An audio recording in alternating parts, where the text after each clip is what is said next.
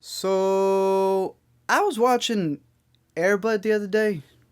Don't ask why. But this series has 14 movies in the Airbud cinematic universe. Like, my dog has a lineage, a next of kin that can continue this franchise, and it all started because of this one loophole right here in the first. Checking your rule book, but you won't find anything in there that says a dog can't play. He's right. Ain't no rule said the dog can't play basketball. This is a joke, kidding.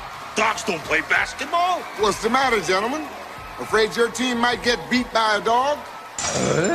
Genius. Anyways, the Twitter question for this week was about sports, since, I was looking to some of the stuff, not only with the Airbud stuff, but the fact that the World Cup is happening, the fact that you also got that Uncle Drew movie coming out, so I decided to ask you guys what your favorite sports movies are. You guys should... Most of you already knew what the number one was, but I'm gonna go through them anyway. Simmons Production says, Lucas is a good one. Watched it with my dad many years ago and I loved it when I saw it. Yeah, I've never even heard of that movie, but I'll definitely add it to the radar if you say that it's a pretty good movie. Lucas. She's the Man. It's got soccer in it, so it counts. I feel like She's the Man is like a favorite for a lot of females out there. And I'm starting to think that it's not because of Amanda Bynes. Does 50 Shades with Parents count as an extreme? No. Don't do that. The Blindside. As a person who's not really into sports, The Blindside made me realize that the people playing are actual people with feelings and not just meatheads, while also teaching you that no matter where you come from, you can make it. Also, that bed scene hit me hard. I think there's two things that always stuck out to me from The Blindside. One was that one scene where this man literally saves the kid with just his arm. And two was the fact that the guy who they made on hated the movie. Like the actual NFL player, he's like, no, that is not how it happened at all. If we're talking serious, then I'd say Remember the Titans, which is a pretty good movie. If we're talking jokes and nostalgia, Little Giants are... How is Brink a joke? It is a big deal.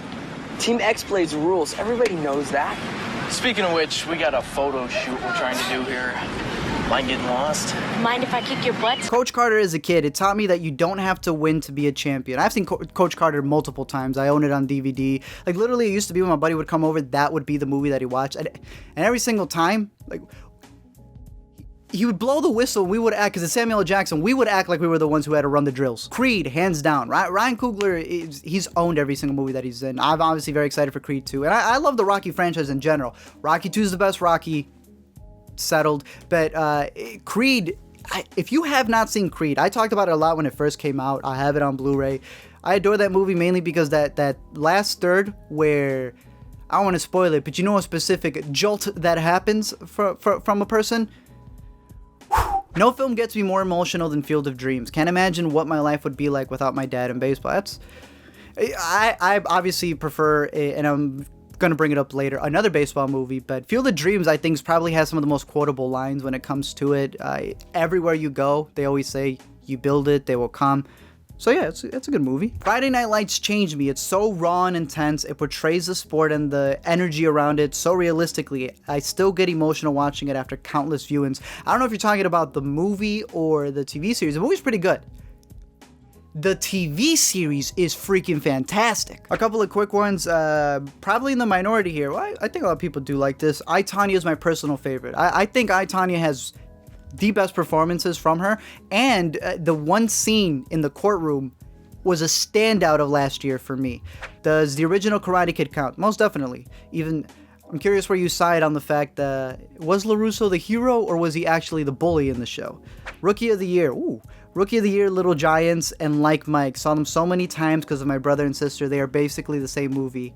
And Space Jam. Rookie of the Year, I have that one on VHS. Rookie of the Year because I'm obviously a Cubs fan. It was fantastic. It actually made you believe that you can be a kid and for some reason have a freak accident and go. It's actually kind of a bad thing because anytime you would get in an accident, like you almost encouraged it. You wanted to get hurt thinking that you can become a pitcher for the Major League. $1 Million Baby. Easily. The one thing you will learn from $1 Million Baby is it doesn't matter who you fight. I don't care if you are in a word fight with somebody. Don't ever turn around until it's over. If we're not counting sports documentaries, then Moneyball. It's one of my favorite movies of all time, and I'm not at all a fan of baseball. That's dope. When the topic of a movie you don't even care about. I don't care that much about jazz. I love Whiplash. I'm not at all a baseball fan. I do also love that 30 for 30 about Reggie Miller, though. Moneyball is great, especially because Aaron Sorkin wrote the movie, but 30 for 30s are fantastic. I don't know if anybody else had mentioned this, but yo, like the O.J. Simpson 30 for 30, these other 30 for 30s, they're insane. A tie between Rocky and Raging Bull, both great boxing movies that top all others. I watched them young and loved them since, but have to give a shout out to Aronofsky's The Wrestler. All great sports movies that focus more on the character rather than the sport. I see you like physical combat. Yeah, I love Rocky. Like I said, Rocky 2 is the best out of all of them. Raging Bull is also fantastic, and I probably had to see The Wrestler again. I still remember when that came out. I actually snuck into the theater to go see that, and then I was just like, this isn't like Rocky. The Sandlot. I watched this movie every day when I was a kid. I broke the VCR tape. I remember I used to, every time I went to Mexico, my cousin from California would always bring it, and she was like obsessed with like playing the movie. And I didn't care about the movie that much like when I was super young, but it was about like 5th grade, middle school, high school. We literally became the Sandlot kids. It's like I never joined actual like sports teams, right? Because we never did. But my brother and I, we always played at the park, which is right next to our house. We would go over there. That the baseball field would be the soccer field, would be the football field, would be the cops and robbers field. We would all play there. It's like every single Sunday would just be a knock on the door. We would go out. We had to pick up everybody else. You'd play. You'd drink a bunch of Gatorade in Arizona's. You'd go to the 7-Eleven and Sandlot was literally my childhood. Space Jam, you can make your video now.